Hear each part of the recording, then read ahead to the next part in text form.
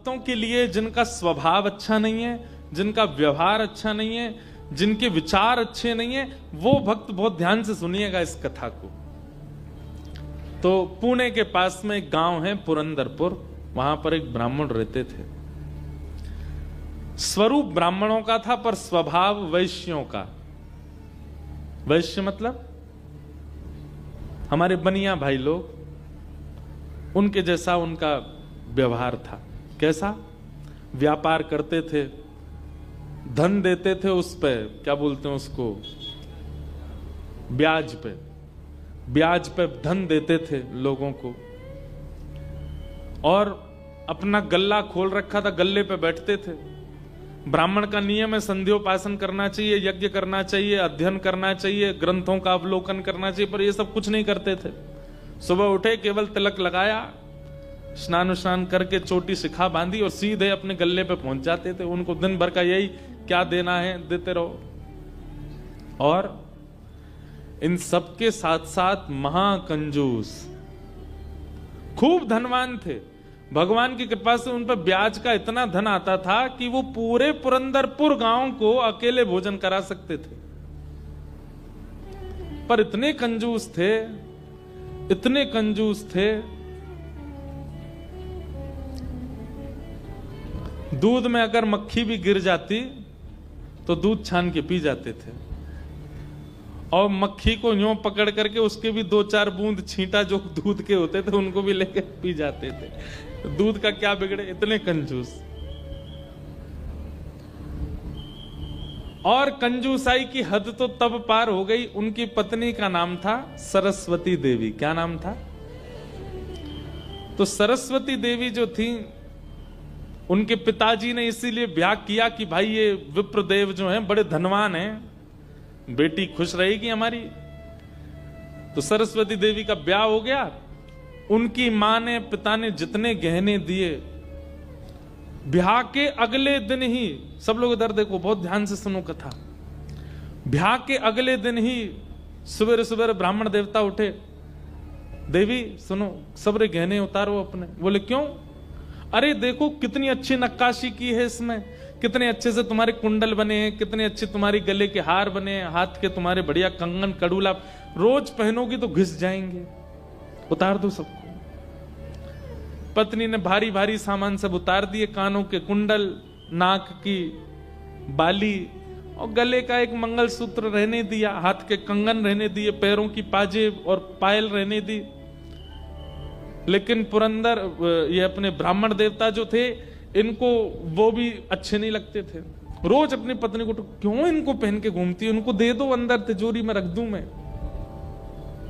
पत्नी कहती है तो सौभाग्य है, ये तो पहनने दिया कीजिए। महाराज कहते कहते 6 महीना हो गए, रोज टोकते। अब तो ये स्थिति में आ गए कि पत्नी के हाथ का भोजन नहीं करते थे। वो रोटी बनाती, बोले मुझे नहीं पाना, और अपनी दुकान पर जाके वो दुकान के बालक से कहते अपने घर से बनवा ला। दोनों भावना थी, एक तो नाराज थे पत्नी से कि गहने क्यों नहीं उतार रही है, दूसरा बढ़िया है घर का आटा बचेगा। इतने कंजूस। पत्नी बोली क्या करे, रात में बोली आप कैसे मानेंगे, बोले ये उतार दो जितने पहन रखे हैं। उसने कान के कुंडल भी उतार दिए, हाथ के कड़ूला भी उतार दिए, पाजेब भी उतार दी, गले का मंगलसूत्र भी उतार दिया। सब बिल्कुल कोरी हो गई बेचारी। केवल नाक की एक नथ रहने दी उसने। बोले एक तो रहने दीजिए, कम से कम इससे पता तो चले कि मैं सौभाग्यवती हूं। भाई सारे गहने उतार देना मां के लिए अशुभ होता है। पतली सी एक नाक में वो नथ भी नहीं थी, छोटी सी एक कील जैसी थी। उसके लिए भी बोले कि रात में तो उतारी दिया करो इसको भी। इतने कंजूस। सब उतार दिया। पत्नी बेचारी साड़ी में और केवल एक नथ लगा करके, मांग में सिंदूर भर के, बिंदी लगा के ऐसे घूमती थी। शादी ब्याहों में जबरदस्ती नहीं जाते थे। एक दिन पहले अपने आप को बुखार में हूं ऐसा बोल देते थे, क्योंकि गहने निकाल के देने पड़ेंगे, पहन के जाएगी। इतने कंजूस। कभी कभी जो व्यक्ति अति में संसारी होता है ना, ठाकुर जी को उस पे भी बड़े मजे आते हैं देखने में। ठाकुर जी कहते हैं, मतलब एक बात हमारी सुनना बहुत ध्यान से, इधर देखना सब लोग। कई लोग ऐसे होते हैं, और आजकल ज्यादातर ऐसे होते हैं कि भक्ति में भी हैं और संसार में भी हैं। अभी उनको पता चला कि कोल्हापुर में कथा चल रही है, तो कथा में भी आ रहे हैं, और 4 दिन बाद का उनका रिजर्वेशन भी है कि कब हमको क्लब जाना है, कब पार्टी करनी है, कब उल्टा सीधा खाना है, वो भी उनका फिक्स है। हमारी बात बहुत कान खोल के सुन लीजिएगा, ऐसों का उद्धार कभी नहीं हो सकता जो ना इधर के हैं ना उधर के। हम अपनी कथा में स्पष्ट कहते हैं, एक ठौर पकड़ो, या तो ठाकुर जी को ही पकड़िए, और संसार में अगर जाना बहुत रुचिकर लगता है तो उसी को ही पकड़िए, ये बीच में मत घूमा कीजिए। कथा हुई तो यहां आ गए, और कभी कुछ उल्टे सीधे काम हुए तो वहां भी चले गए। अब पी भी लेते हैं, खा भी लेते हैं, कथा भी तो सुनते हैं। ऐसों का तो कभी उद्धार नहीं हो सकता। इसलिए एक ठौर पकड़ो, या तो वहीं के ही रहो, पूरे खाओ पियो आनंद करो, या फिर कथा के ही रहो। वैष्णव हो जाने का कम से कम इतना तो आप पालन कर सकते हैं कि जहां भगवत चर्चा नहीं है, जहां भगवदीय लोग नहीं है, जहां पर ऐसी व्यवस्था नहीं है, वहां से थोड़ा परहेज करो, वहां नहीं जाना है। आपको क्या पता कौन सी व्यवस्था, कौन सा भाव आपके चित्त को परिवर्तित कर दे। तो इसलिए हमारी प्रार्थना है, ये बीच के मत रहिए, इधर उधर घूमते रहते हैं, एक तरफ जाइए, एक तरफ पकड़िए। संसार अच्छा लगता है तो पूरे पूरे जाओ वहीं पे।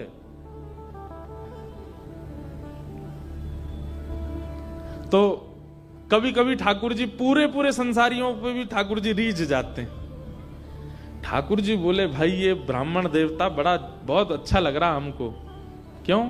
बोले इतना कंजूस तो हमने कभी नहीं देखा है, बहुत भयंकर कंजूस है। ठाकुर जी का मन आ गया उस पर।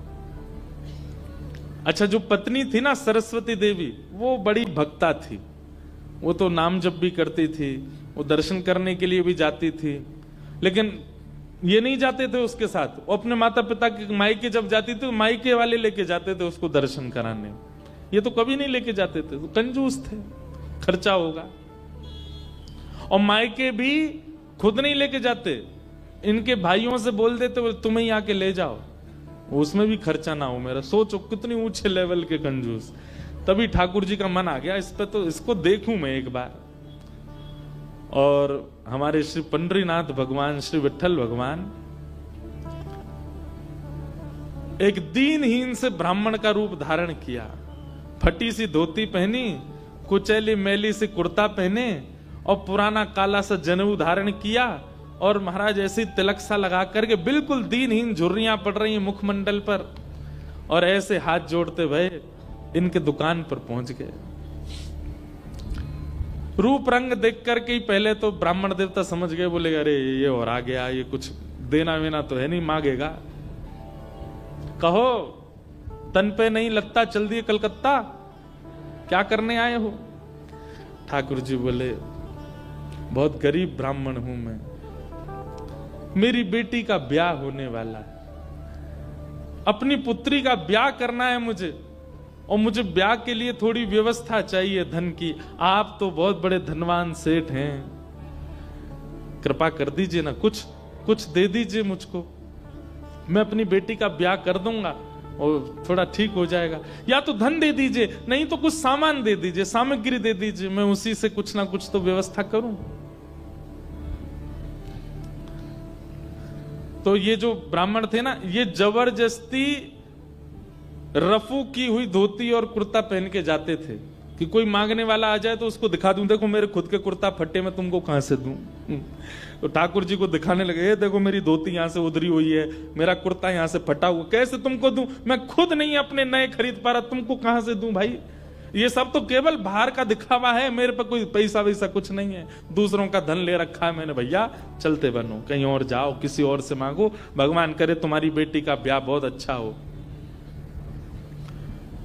बोले मुझे या तो धन दीजिए, नहीं तो मैं यहीं बैठा रहूंगा। ठाकुर जी जिद पे आ जाएं तो उनको कौन हटावे। ठाकुर जी वहीं बैठ गए द्वार पे, बोले मुझे धन दो, ऐसे तो नहीं जाऊंगा, मैं आपके दर पे आया हूं, कुछ तो लेके जाऊंगा, मेरी बेटी का ब्याह है। अंत में हार करके ब्राह्मण बोला, देखो मैं ऐसे नहीं देता हूं, कुछ लाओ, मेरे पास गिरवी रखो, पैसा ले जाओ, और जब पैसा हो जाए तो पैसा देके अपना सामान ले जाना, तुम पे है कुछ देने के लिए? ठाकुर जी बोले, मुझ पे तो कुछ भी नहीं है, मुझसे कुछ काम करा लीजिए दुकान में, मैं ये कर दूंगा, आपकी साफ सफाई कर दूंगा, इतना कर सकता हूं, उसके बदले कुछ दे। बोले, उसकी जरूरत नहीं है, सब है नौकर चाकर मेरे पास, मैं तुम्हें बस इतना कह सकता हूं, कोई मूल्यवान सामग्री दो, पैसा ले जाओ, और जब पैसा हो जाए तो पैसा वापस दे के सामग्री ले जाना। मतलब इतना भी दान नहीं कर सकता मैं।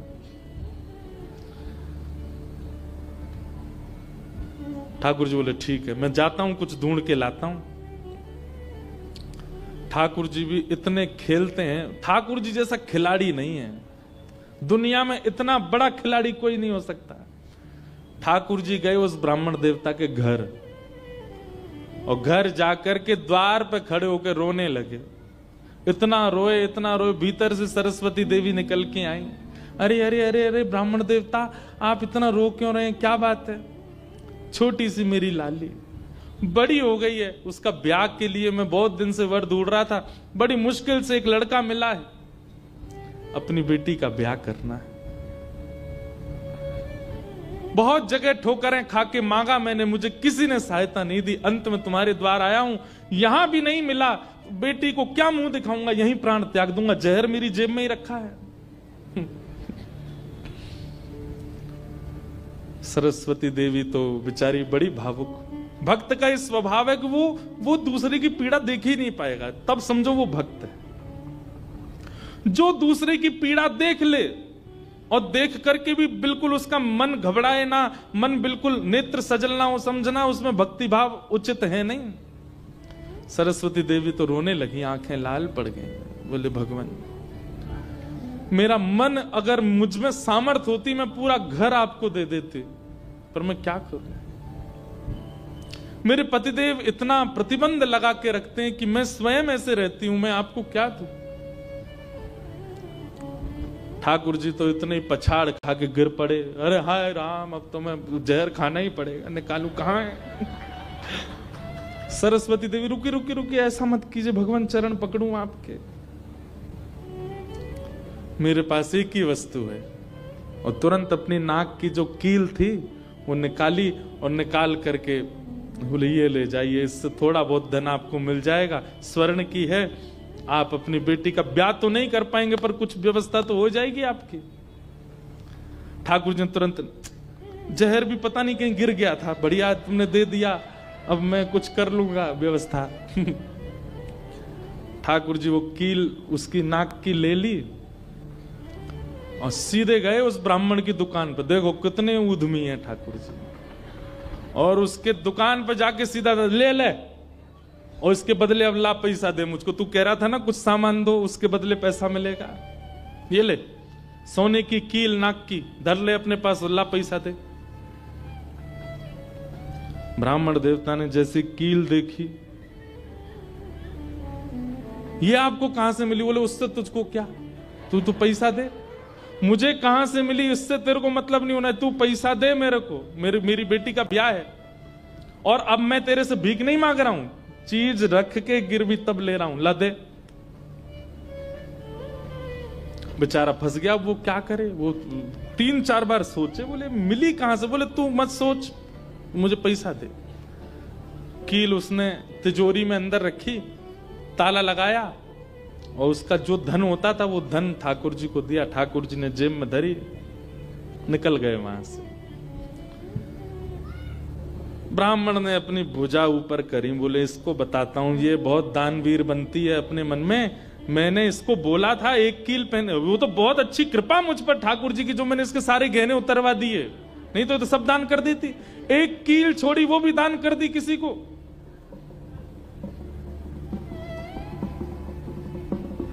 पहुंच गए। अब यहां वो ब्राह्मण जा ही रहा था अपने घर, उससे पहले दुकान का जो मुनीम था वो बेचारा सरस्वती देवी को बहुत मानता था, कभी कभी सहायता कर देती होंगी उसकी। वो सेठ जी से, इनसे ब्राह्मण देवता से पहले ही दौड़ के गया और जाके बोला, मैया आज बचो आप। बोले क्यों, आपने कोई कील दी थी किसी को? बोले हाँ दी तो थी, एक ब्राह्मण के ब्याह के लिए दे दी थी। क्या हो गया? उसने जाके वो आपके पतिदेव को ही दिया और बदले में ले गया पैसा। सरस्वती देवी, हाय नाथ अब नहीं बचूंगी, वो तो बहुत डांटेंगे। बोले वो आ रहे हैं, दुकान बंद कर दी उन्होंने, वो सीधे धोती चढ़ाए ऊपर चले आ रहे हैं सीधे, आप बचो। सरस्वती देवी बोली कहां जाऊं? हे पांडुरंगा, हे विठलनाथ, हे मेरे प्राणनाथ, मेरी रक्षा करो। ये कैसा नियम आपने मेरे आज जीवन में पहली बार तो कुछ दान किया, वो भी एक ब्राह्मण बेचारा अपनी हत्या करने पर तुला था तो मैंने किया। ये कैसा आपने खेल किया ठाकुर जी, कैसे भी मेरे पति को रोको। लेकिन इतनी डरती थी अपने पति से, इतनी व्याकुल हो गई, तुरंत विष ले लिया। बोली कि मैं उनका क्रोध नहीं सह पाऊंगी, उनकी मार पिटाई डांट नहीं सह सकती, उससे अच्छा तो मैं प्राण त्याग दूं अपने। और श्री पांडुरंग भगवान विठल की सामने सुंदर चित्रपट था, उसी के सामने नेत्र सजल हैं, हाथ में विष का प्याला लेकर के और बस देखती जा रही है। बोले नाथ मैंने किसी और उद्देश्य से नहीं किया, केवल एक ब्राह्मण की पुत्री का ब्याह हो जाए इसलिए किया, मेरे पति मुझे छोड़ेंगे नहीं, इससे अच्छा मैं प्राण ही त्याग रही हूं। मुझे पता है शास्त्रों में प्राण आत्महत्या करना जघन्य अपराध है, पर मेरे पास और कोई उपचार नहीं है। और जैसे ही अपने मुख से लगा करके विषपान करने लगी, इतने में ही ऊपर से वो नाक की कील आकर के उसके पात्र में ही गिरी। और जैसी खन्न से आवाज हुई, नेत्र खोल करके देखा, भीतर अपने हाथ को डाल करके जैसे ही निकाला तो वही नाक की कील उसके हाथ में आ गई। और नाक की कील हाथ में आते ही इतने में ही वो ब्राह्मण का प्रवेश हुआ। प्रवेश होते ही उसने भीतर से किवाड़ लगाई, ढूंढने लगा कहां है, कोई साधन मिले इसको बताता हूं। पत्नी सामने खड़ी थी, कहिए कहिए, आज कुछ कहूंगा नहीं, आज तो करूंगा, तू बता तैने किसी को दान कैसे किया बिना मुझसे पूछे? तू क्या दान किया? तेरी नाक की कील कहां है बता। पत्नी ने अपना हाथ आगे किया, ये रे। उस ब्राह्मण ने जाकर के कील उठाई, तेरे पास कहां से आई? बोले मेरे पास ही थी। नहीं ये तेरे पास नहीं है, ये तो मेरे पास वहां रखी है तिजोरी में भीतर, चाबी मेरी यहां डली हुई है, तेरे पास कहां से आई? बोले मेरे पास ही है, अब बहुत दिन से पहनी हुई थी, साफ करने के लिए उतारी थी थोड़ी सी। ऐसा हो ही नहीं सकता है, मैंने इसके बदले मूल्य दिया है एक ब्राह्मण को, और ये मेरी तिजोरी में रखी है, चाबी मेरे पास है। तो रुक, अभी रुक, मैं अभी जाता हूं। और कील अपने संगी लेके गया, गए जाकर के दुकान खोली, चाबी लगा करके खोली तिजोरी, जैसी खोल करके देखा उसमें वो कील थी नहीं, वो हाथ में थी। ब्राह्मण बोला ये कोई स्वप्न नहीं है, ये कोई अचंबा नहीं है, ये कुछ और है। नेत्र सजल हो गए, दौड़ करके घर आया, बोले मुझे सच बताओ क्या हुआ। पत्नी बोली सच बताऊं? बोले हाँ, मैंने ही ब्राह्मण को दी थी। हाँ वो ब्राह्मण वृद्ध सा, उसके कुर्ते फटे थे, उसकी धोती उधरी सी थी। बोले हाँ उसी को दी थी, वो मुझे दे के गया था और मैंने ये तिजोरी में रखी, तो फिर तेरे पास आई कैसे? बोले मुझे जब पता चला कि आप क्रोध करके आएंगे और मेरे को बहुत सुनाएंगे, डांटेंगे, मारेंगे, तो मैंने सोचा कि मैं इससे अच्छा तो अपने प्राण त्याग दूं। और मैं पांडुरंग के सामने रोते हुए विष लेकर के हाथ में पीने को हुई, इतने में ही आपका घुसना हुआ और ऊपर ना जाने कहां से वो नाक की कील आकर के इसमें गिर पड़ी। ये किसी और ने नहीं, और वो ब्राह्मण कोई और नहीं, साक्षात पांडुरंगा ही थे, वही आए थे, वही आए थे, वही ये सारी लीला करके गए हैं। मैंने जीवन भर भजन किया, जीवन भर विचार किया, दान करूं, पुण्य करूं, सत्कर्म करूं, यज्ञ करूं, पर आपने मुझे कभी अनुमति नहीं दी। अरे दुनिया के लोग कमाते हैं और दान करते हैं, पर हम कितने भाग्यशाली हैं कि स्वयं पांडुरंगा आए और आकर के हमारे कमाए गए धन को स्वयं लेकर के दान करवा के गए, ब्राह्मण बन के स्वयं अपने हाथ में लेकर के गए। ये आप पर और मुझ पर कृपा है। उसी समय ब्राह्मण ने मन में सोचा, मैंने जीवन में एक कार्य भी अच्छा नहीं किया, मैंने जीवन में एक कृत्य भी ऐसा नहीं किया जिससे ठाकुर जी मुझसे प्रसन्न हो, लेकिन मैं इतना अधम, इतना पापी, इतना दुष्ट, इतना अयोग्य, फिर भी मुझे ठाकुर जी ने इस योग्य समझा। और योग्य क्या समझा, मेरी दुकान पर आकर के ठाकुर जी याचना कर रहे थे कि मैं कुछ दे दूं। मैं कितना बड़ा दुर्भाग्यशाली कि ठाकुर जी मेरे द्वार पर आए और मैंने कुछ नहीं दिया उनको, उनसे हट किया, उनसे कहा कि कुछ लेके आओ तभी तुमको दूंगा। मेरी वजह से ठाकुर जी को श्रम सहना पड़ा। कितने कृपालु हैं बंधुओं ठाकुर जी, आपके अवगुण नहीं देखते। बात कथा में कहा करता हूं कि मानव में और परमात्मा में अंतर क्या है। मानव वो जो सब अत्यंत गुणवान में भी अवगुण देखता है, और ठाकुर जी कौन, जो अत्यंत अवगुणी में भी एक गुण देख लेते हैं, इसमें ये गुण है। हम आप कैसे हैं, हमारे सामने 100 प्रशंसा कर दी जाए एक व्यक्ति की, और वो व्यक्ति हमारे सामने आ जाए तो हम उससे 5 मिनट मिलने के बाद जब वापस जाएंगे तो वो कहेगा, बताओ कैसा था, अच्छा था ना लड़का, मैंने उसके बारे में तुमको बताया था, अच्छा ठीक था, लेकिन उसमें भी ये कमी थी। हम कमी बहुत जल्दी ढूंढ लेते हैं। और ठाकुर जी अत्यंत अयोग्य, अत्यंत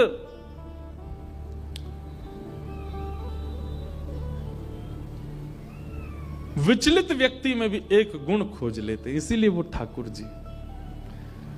उसी समय उस ब्राह्मण देवता ने विचार किया कि अब किसके लिए जीना है। अपनी दुकान बंद कर दी, दुकान को बेच दिया, घर को बेच दिया, और पत्नी के साथ आ गए श्री पंढरपुर।